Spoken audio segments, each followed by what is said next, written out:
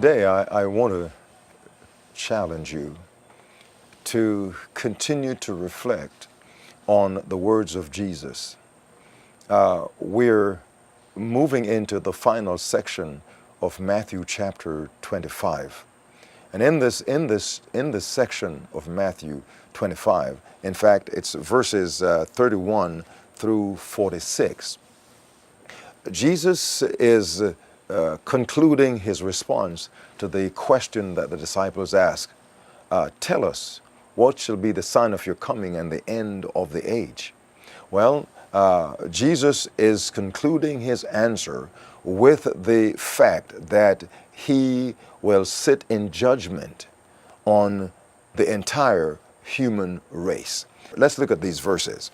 When the Son of Man comes in his glory and all the holy angels with him, then will he sit on the throne of his glory. All the nations will be gathered before him, and he will separate them one from another, as a shepherd divides his sheep from the goats. And he will set the sheep on his right hand and the goats on the left. Then the king will say to those on his right hand, Come, you blessed of my Father, inherit the kingdom prepared for you from the foundation of the world. I want to just pause there for a while and focus on these first four verses. In the verse 31, he refers to himself as the Son of Man. He says the Son of Man will sit on his throne, and the throne of his glory, and he will judge the nations. Judgment. We don't like to be judged, and we don't like judging other people, because you see, we recognize that those who judge us don't have all the information about us. And when we judge on the basis of limited information. But Jesus, who is the judge of all mankind, knows everything about us. In fact, he is the omniscient one, which means he knows everything. He's all wise.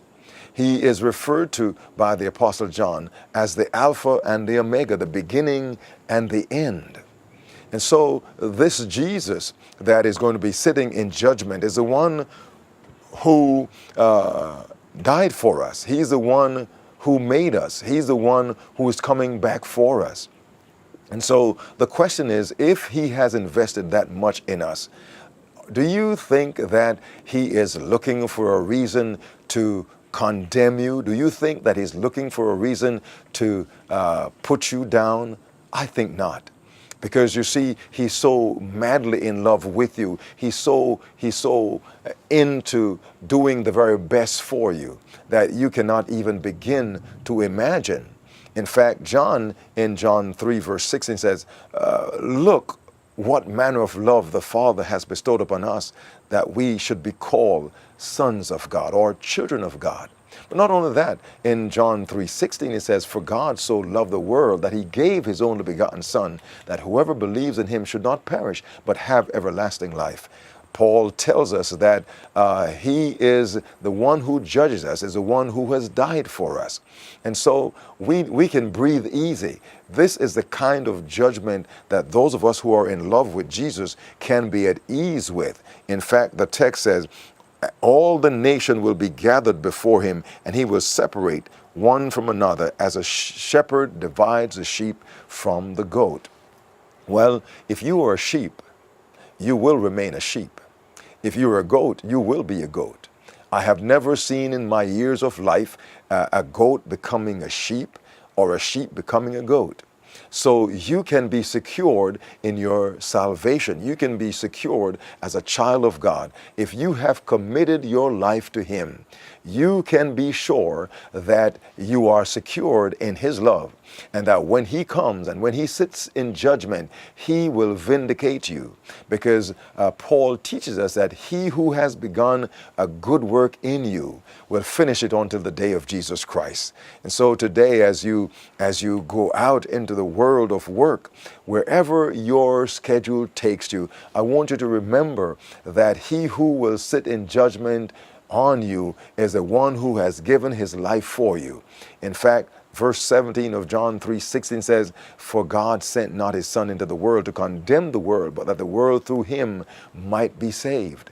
And so you are in good stead. If you have surrendered your life to him, you can be sure that he will finish the work that he has started in you. It's not about how well you perform. It's about how well Jesus will do what he needs to do. The next verse says, "Then the king will say to those on his right hand, 'Come, ye blessed of my Father, inherit the kingdom prepared for you from the foundation of the world.'"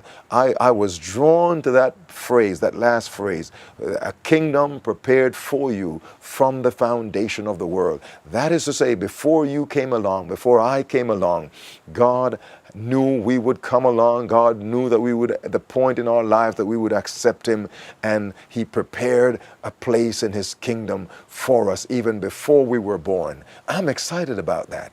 I am so excited that I am beside myself, because this Jesus who will judge me is the one who prepared a place for me even before I was born. You can go out into the world today with confidence, knowing, my friend, knowing that you are secured in Jesus' love, that he's not looking at you to find fault with you. He's looking for a reason within himself to save you. You are his sheep, and he is a good shepherd, and he wants you to be under his protective care. May you be so blessed today. May you be so filled with confidence today that there will be a bounce in your step. There will be a smile on your face. There will be joy in your heart as you go through your day today. God bless you.